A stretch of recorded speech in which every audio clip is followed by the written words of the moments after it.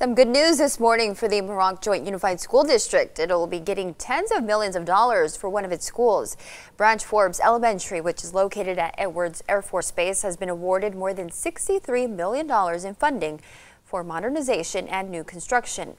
Bakersfield Congressman Kevin McCarthy releasing a statement on that decision, saying in part, quote, "I am committed to working with the Department of Defense to provide our school districts on bases with the resources needed to educate the bright minds of our current and future generations," end quote.